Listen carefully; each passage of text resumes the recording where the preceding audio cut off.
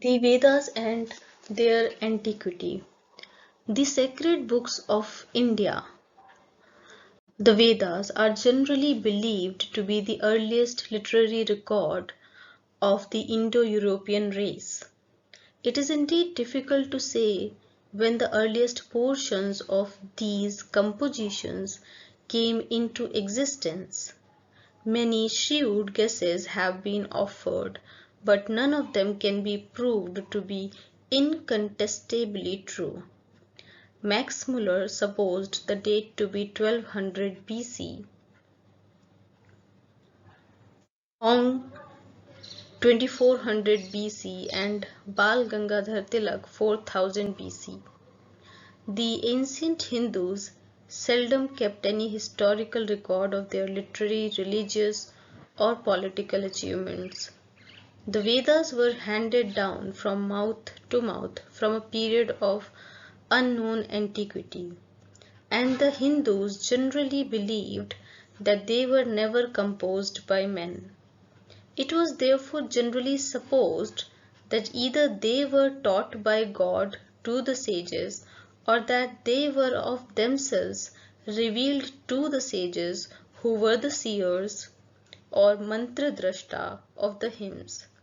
Thus we find that when some time had elapsed after the composition of the Vedas, people had come to look upon them not only as very old, but so old that they had theoretically at least no beginning in time, though they were believed to have been revealed at some unknown remote period at the beginning of each creation.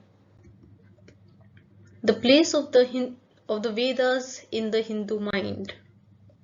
When the Vedas were composed, there was probably no system of writing prevalent in India. But such was the scrupulous zeal of the Brahmins, who got the whole Vedic literature by heart, by hearing it from their preceptors, that it has been transmitted most faithfully to us through the course of the last 3000 years or more, with little or no interpolations at all.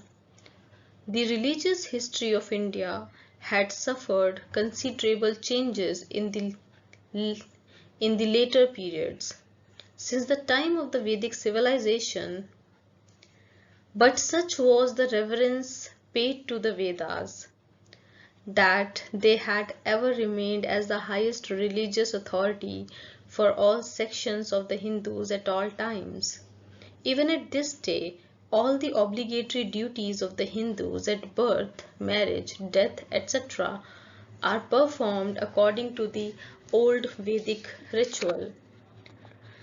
The prayers that a Brahmin now says 3 times a day are the same selections of the Vedic verses as were used as prayer verses 2 or 3,000 years ago.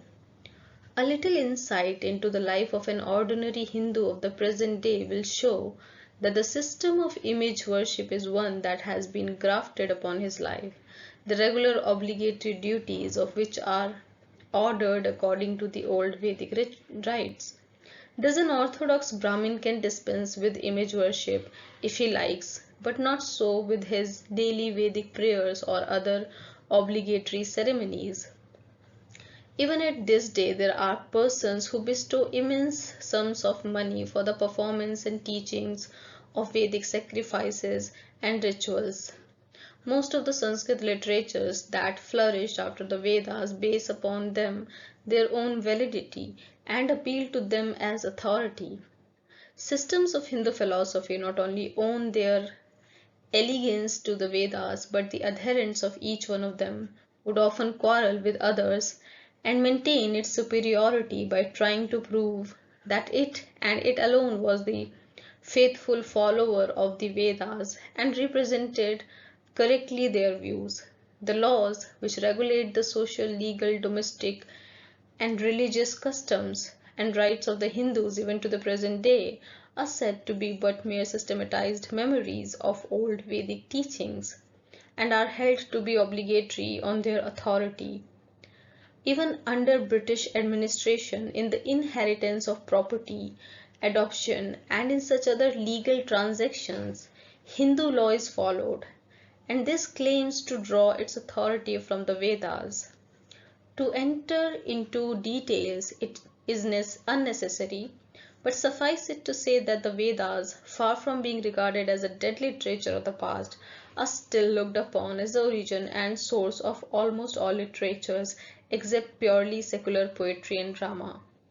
Thus, in short, we may say that in spite of the many changes that time has wrought, the orthodox Hindu life may still be regarded in the main as an adumbration of the Vedic life, which had never ceased to shed its light all through the past. Classification of the Vedic literature. A beginner who is introduced for the first time to the study of later Sanskrit literature is likely or to appear somewhat confused when he meets with authoritative texts of diverse purport and subjects having the same generic name, Ved or Shruti, from Shru to hear. For Veda, in its wider sense, is not the name of any particular book, but of the literature of a particular epoch, extending over a long period, say 2000 years or so. As this literature represents the total achievements of the Indian people in different directions for such a long period, it must of necessity be of a diversified character. If we roughly classify this huge literature from the points of view of age, language, and subject matter, we can point out four different types, namely the Samhita or collection of verses, Sam, together, Hit, Sam means together and Hit means put, Brahmanas, Aranyakas means forest treatise, and the Upanishads. All these literatures, both prose and verse, were looked upon as so holy that in early times it was thought almost a sacrilege to write them. They were therefore learnt by heart by the Brahmins from the mouth of their preceptors and were hence called Shruti, literally anything heard.